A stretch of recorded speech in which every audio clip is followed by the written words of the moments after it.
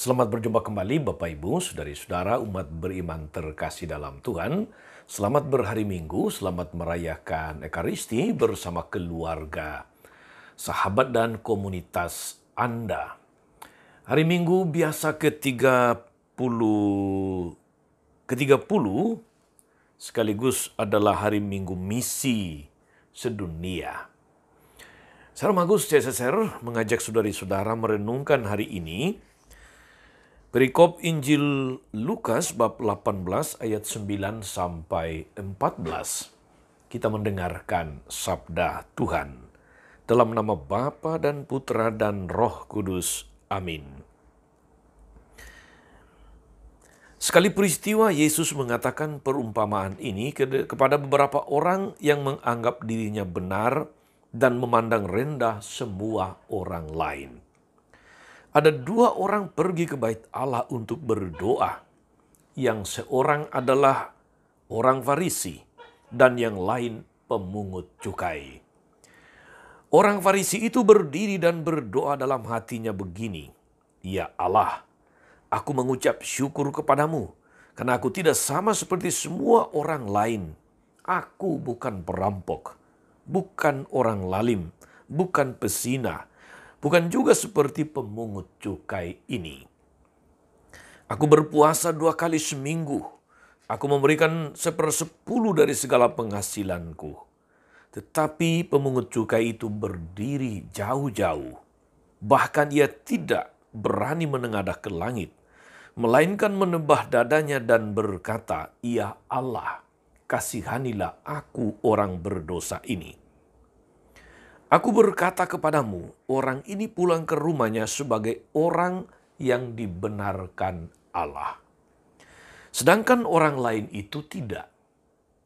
Sebab barang siapa meninggikan diri akan direndahkan, dan siapa yang merendahkan diri, ia akan ditinggikan. Demikianlah sabda Tuhan. Bapak Ibu Saudari-saudara, umat beriman terkasih dalam Tuhan kita Yesus Kristus. Suatu ketika saya kedatangan seorang tamu, seorang tua yang nampaknya memang rapuh secara fisik, sedang tidak sehat. Awalnya dia meminta sakramen tobat, mengaku dosa. Kemudian setelah pengakuan dosa lalu beliau meminta waktu untuk sekedar konsultasi, sekedar curhat, dan saya menyediakan waktu untuk itu. Beliau lalu curhat macam-macam, tetapi lebih-lebih curhatnya itu adalah tentang situasi sakitnya. Beliau katakan, "Romo, saya jengkel sekali. Saya marah. Kenapa saya tidak sembuh-sembuh? Sudah lama saya sakit. Saya selalu berdoa, tapi seakan-akan Tuhan tidak pernah mendengarkan. Saya kecewa sama Tuhan. Kurang apa saya? Dulu saya ini seorang aktivis gereja, pernah jadi ketua lingkungan, pernah pula jadi ketua wilayah, pelayanan terus. Tapi kenapa Tuhan memberi saya penyakit semacam ini? Dan meskipun sudah berobat ke sana kemari, tidak sembuh-sembuh. Apalagi yang kurang, Romo?" Saudari-saudara, umat beriman terkasih dalam Tuhan, ini curhat dari seorang umat, seorang bapak yang pernah berjumpa dengan saya.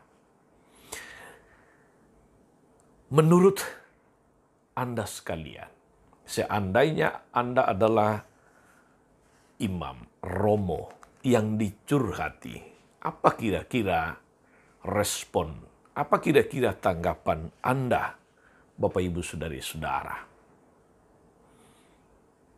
Silahkan menjawabnya masing-masing. Kalau ada juga yang ingin berbagi, silahkan kemudian menyampaikannya dalam kolom komentar di bawah ini. Saudari-saudara, umat beriman terkasih dalam Tuhan, Injil hari ini menampilkan dua orang dengan dua sikap doa yang bertolak belakang. Yang seorang orang Farisi dan yang lain seorang pemungut cukai. Orang Farisi selalu merasa dirinya lebih baik dari semua orang lain, lebih saleh, lebih taat dari semua orang lain. Sedangkan pemungut cukai sudah kadung dicap sebagai orang berdosa.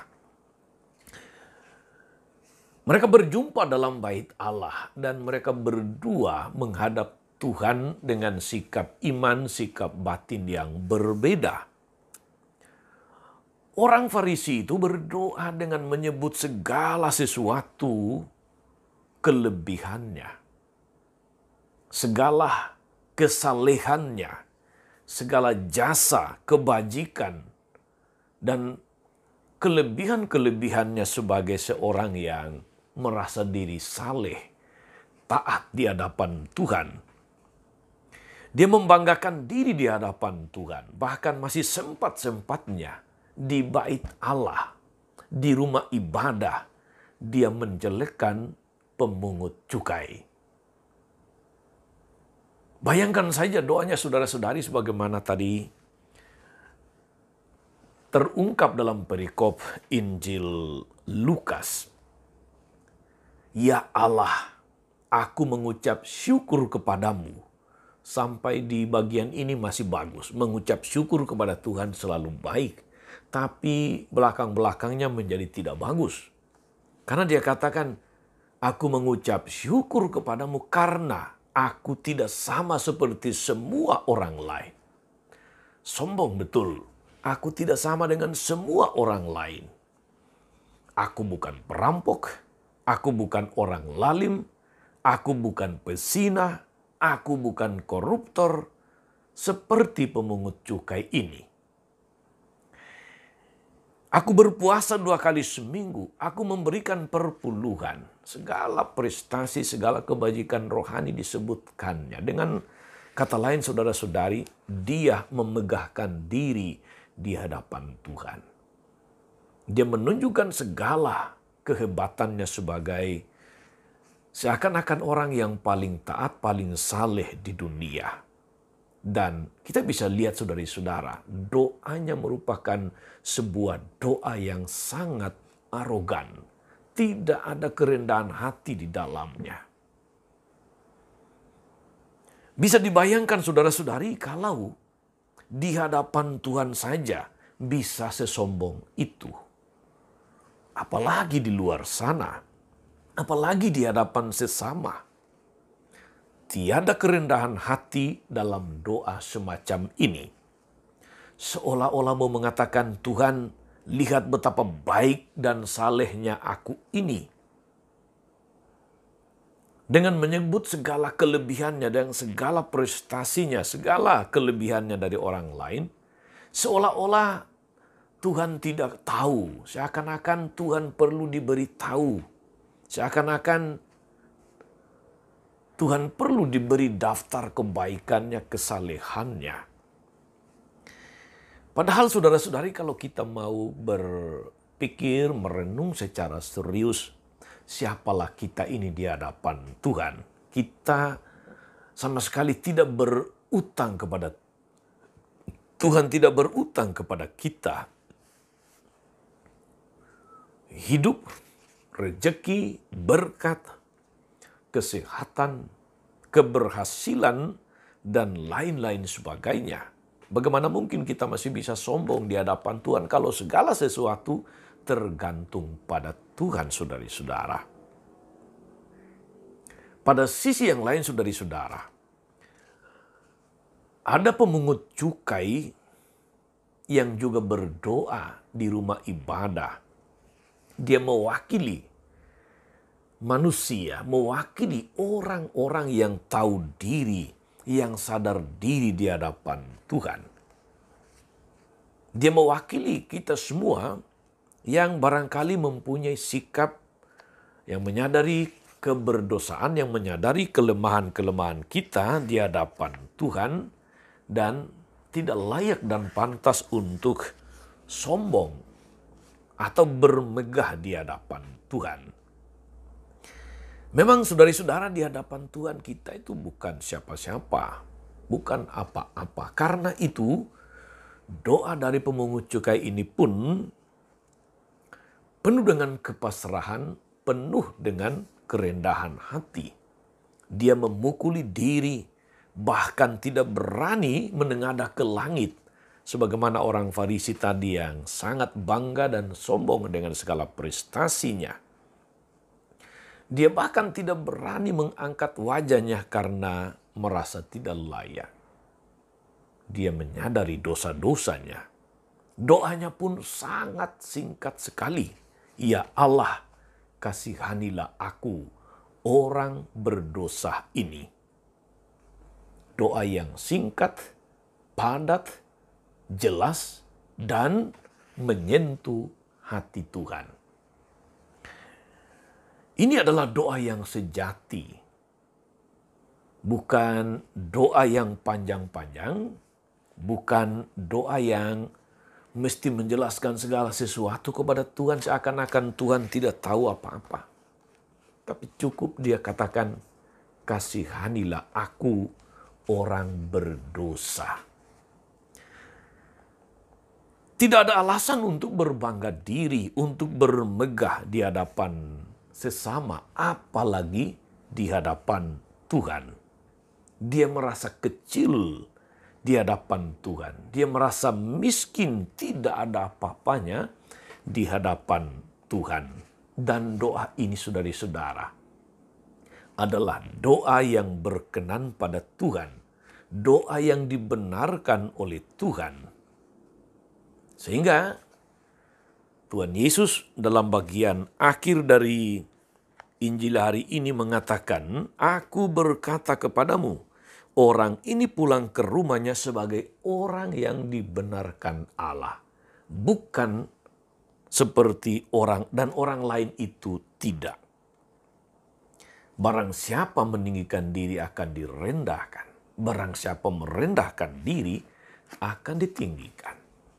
Tentu saudara-saudara, merendahkan diri dalam hal ini bukan juga pura-pura rendah hati, karena kemudian akan menjadi munafik.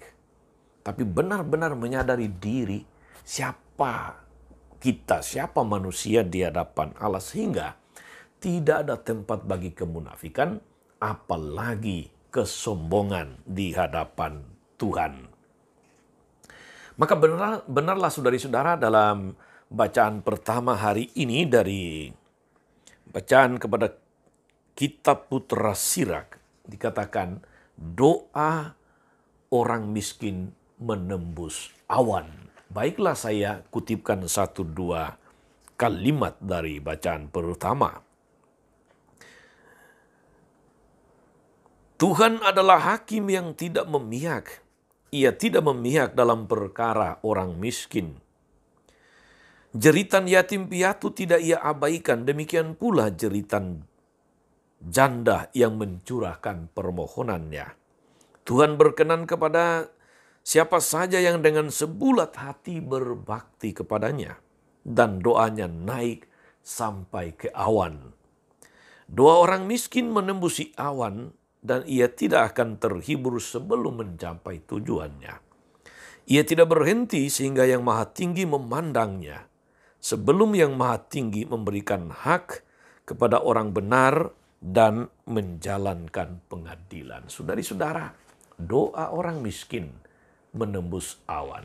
Doa orang-orang yang miskin di hadapan Allah menembus awan.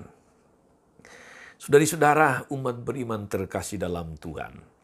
Kalau hari Minggu yang lalu kita diajak untuk bertekun dalam doa, berdoa dengan tidak jemu-jemu. Hari ini kita diajak untuk berdoa dengan jujur, dengan rendah hati. Itu menjauhkan segala macam sikap munafik, sikap tinggi hati. Sikap dan perilaku Pemungut cukai dalam Injil hari ini adalah contoh sikap iman yang sejati. Sikap iman yang penuh dengan kejujuran, penuh dengan kerendahan hati. Saudari-saudara, kalau kita sudah berani rendah hati dalam kata-kata, dalam sikap, tentu juga akan membawa pengaruh dampak di dalam perilaku hidup, di dalam praktek hidup yang nyata. Tetapi kalau kita sudah terbiasa meninggikan diri, menyombongkan diri dalam kata-kata, menganggap rendah, meremehkan orang lain dalam kata-kata, apalagi dalam tindakan. Saudari-saudara, umat beriman terkasih dalam Tuhan, sebagai orang beriman, kita sadar bahwa kita jauh dari segala macam kesempurnaan. Sungguh jauh.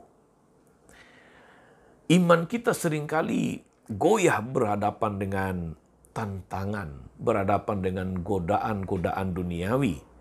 Maka tidak layak dan pantas kalau kita memandang rendah orang lain yang tidak seagama, yang tidak sesaleh, yang tidak sebaik, yang tidak sedermawan, yang tidak segereja, yang gagal dalam hidup, yang seringkali justru membutuhkan sapaan dan perhatian kita.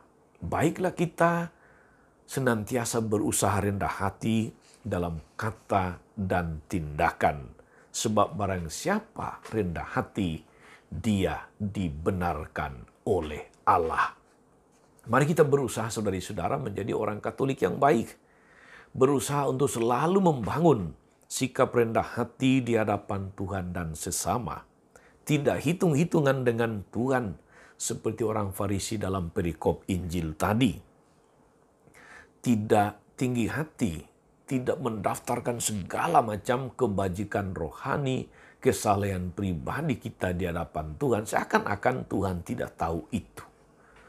Sungguh Tuhan tidak berkenan akan doa yang penuh dengan kesombongan, penuh dengan tinggi hati, doa yang penuh dengan bermegah diri. Baiklah kita memiliki sikap iman, penuh kerendahan hati seperti orang pemungut cukai yang berdoa dengan sangat singkat, kasihanilah aku orang berdosa. Mari saudara-saudari, kita juga senantiasa menjadi rendah hati dalam sikap, dalam kata-kata, dalam tindakan, dalam relasi dengan banyak orang, juga dalam relasi dengan Tuhan. Mengakhiri renungan hari ini, saya selalu ingat dan mengulang kata-kata dari Kardinal Ignatius Suharyo mengenai kata rendah hati. Bapak Kardinal ketika ditahbiskan menjadi uskup mengambil moto tahbisan, aku melayani Tuhan dengan segala rendah hati.